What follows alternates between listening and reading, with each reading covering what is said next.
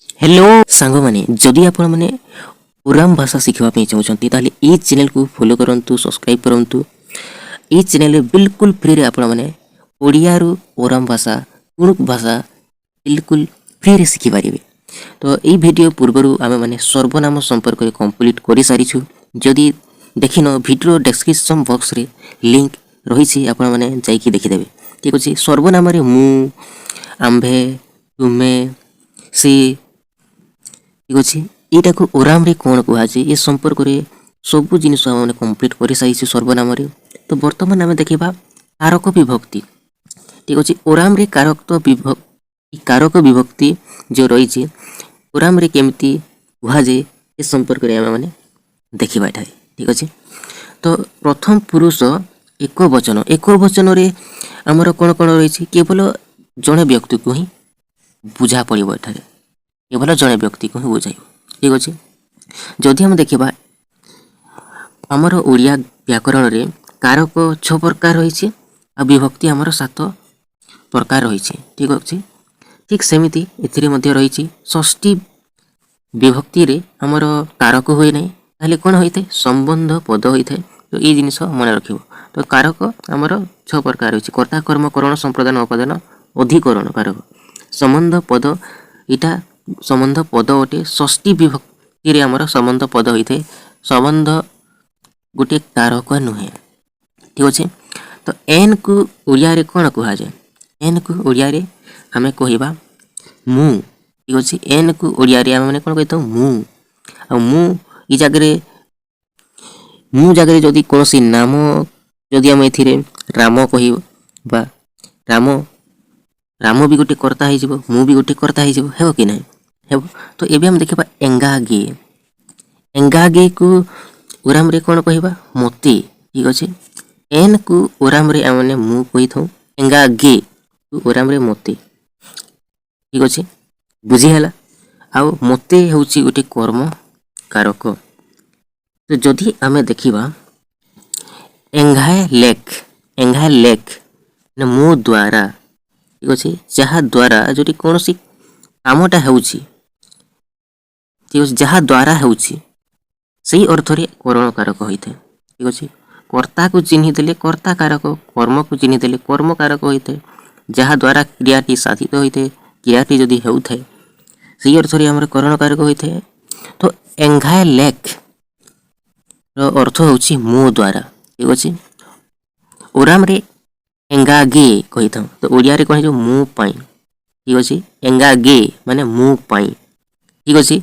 एंघाए गुस्ते माने मो ठारू। ठीक अच्छे। ठीक बुझी हला बहुत ही सुंदर। तापर देख एंघाए के मोर कही था एंघाए। ठीक अच्छे। एंघाए गुसान मो ठारे मन रखियो बहुत ही इंपोर्टेंट। एबे हमें देखलु इटा एक वचन संपर्क रे वर्तमान आमे माने देखिबा दुई वचन। ठीक अच्छे। वर्तमान देखिबा दुई जन को बुझा पड़िबो दुई जन को एठारे बुझा पड़िबो। ठीक अच्छे। एम दुयम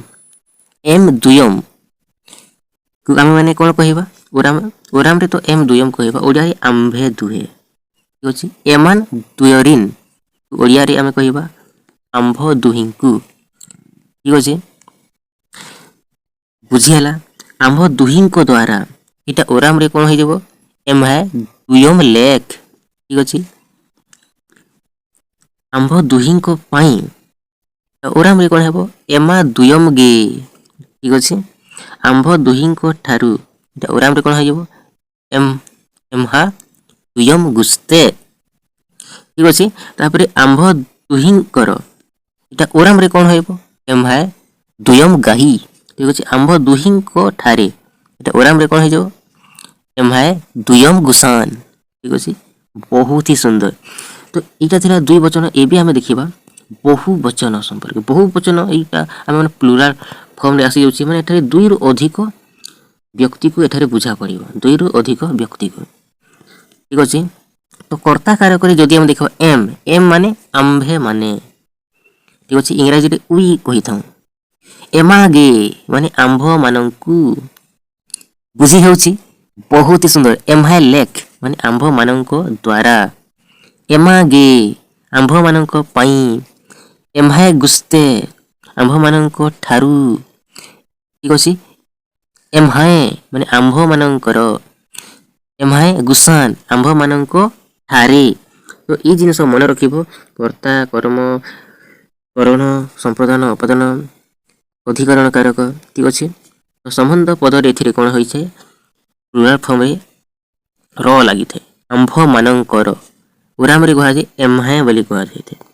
ଆଉ ଯଦି ଆମେ ଦେଖିବା ଏକ ବଚନ, ଦୁଇ ବଚନ, ବହୁ ବଚନ ଏମିତି ରହିଛି। ତ ଦୁଇ ବଚନରେ ସମ୍ବନ୍ଧ ପଦରେ କେମିତି ହୋଇଥାଏ? ଆମ୍ଭ ଦୁହିଁଙ୍କର, ଏଠିରେ ବି ର ଲାଗିଛି। ଓରାମରେ ଏମ୍ହାଏ ଦୁୟମ୍ ଗାହି, ଠିକ୍ ଅଛି। ଏମ୍ହାଏ ଦୁୟମ୍ ଗାହି ଆମ୍ଭ ଦୁହିଁଙ୍କର। ଏଠାରେ ଯଦି ଆମେ ଦେଖିବା ବହୁ ବଚନରେ ଆମ୍ଭମାନଙ୍କର, ସମ୍ବନ୍ଧ ପଦରେ କ'ଣ ହେଇଛି? ଏମ୍ହାଏ ମାନେ ଆମ୍ଭମାନଙ୍କର। ତ ଆଜି ଆମମାନେ କାରକ ଆଉ ବିଭକ୍ତି ଯେଉଁ ରହିଛି ଆମମାନେ କମ୍ପ୍ଲିଟ୍ କଲୁ। ବର୍ତ୍ତମାନ ପ୍ରଥମ ପୁରୁଷର ଆମମାନେ କ'ଣ କରିଛୁ? କମ୍ପ୍ଲିଟ୍ କରିଛୁ। ପ୍ରଥମ ପୁରୁଷର ଏକ ବଚନ, ଦୁଇ ବଚନ ଆଉ ବହୁ ବଚନ, ଏ ତିନିଟି ଆମମାନେ କମ୍ପ୍ଲିଟ୍ କରିଛୁ। ନେକ୍ସଟ ଆମେମାନେ କ'ଣ ପଢ଼ିବା? ଗୋଟିଏ ଦିନରେ ସବୁକୁ ସାଇଦେବି କହିଲେ ତ ହେବ ନାହିଁ, ଠିକ୍ ଅଛି। ଗୋଟିଏ ଦିନରେ ସବୁକୁ ଖାଇଦେବି କହିଲେ ତ ହେବ ନାହିଁ, ଠିକ୍ ଅଛି। ଆଉ ଦିନ କ'ଣ ଖାଇବ, ଠିକ୍ ଅଛି। ତ ନେକ୍ସଟ ଆମମାନେ ତୁମେ, ତୁମକୁ, ତୁମ ଦ୍ୱାରା, ତୁମ ପାଇଁ, ତୁମଠାରୁ, ତୁମର, ତୁମଠାରେ ଯେଉଁ ରହିଛି ଏଇଟାକୁ ଆମମାନେ ଫୁଲ୍ କମ୍ପ୍ଲିଟ୍ କରିବା, ଠିକ୍ ଅଛି। ଦ୍ୱିତୀୟ ପୁରୁଷର କାରକ ବିଭକ୍ତିର ଦ୍ୱିତୀୟ ପୁରୁଷ ଏକ ବଚନ, ଦ୍ୱିତୀୟ ପୁରୁଷ ଦୁଇ ବଚନ, ଦ୍ୱିତୀୟ ପୁରୁଷ ଯେଉଁ ରହିଛି ଆମର ବହୁ ବଚନ, ଏଇଟାକୁ କମ୍ପ୍ଲିଟ୍ କରିବା। ତ ଭିଡ଼ିଓଟି କେମିତି ଲାଗିଲା କମେଣ୍ଟ ସେକ୍ସନରେ କମେଣ୍ଟ କରିକି ଜଣାଇବ, ଠିକ୍ ଅଛି। ଚ୍ୟାନେଲକୁ ଫଲୋ, ସବସ୍କ୍ରାଇବ୍ କରିବା ପାଇଁ ଜମାରୁ ଭୁଲିବ ନାହିଁ। ସାଙ୍ଗମାନଙ୍କ ପାଖକୁ ଭିଡ଼ିଓକୁ ସେୟାର କରିଦେବ, ପ୍ରବଳରୁ ପ୍ରବଳ ସେୟାର କରିଦେବ, ଯଦ୍ୱାରା କି ସମସ୍ତେ ଓରାମ ଭାଷା ଶିଖିପାରିବେ, ଗୁଣୁକ୍ ଭାଷା ଶିଖିପାରିବେ ବିଲକୁଲ ଫ୍ରିରେ ଘରେ ବସିକି, ଠିକ୍ ଅଛି।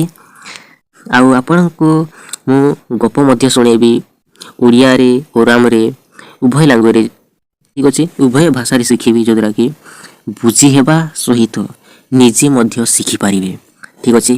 ସୋ ବର୍ତ୍ତମାନ ପାଇଁ ରହିଲି। Thank you so much.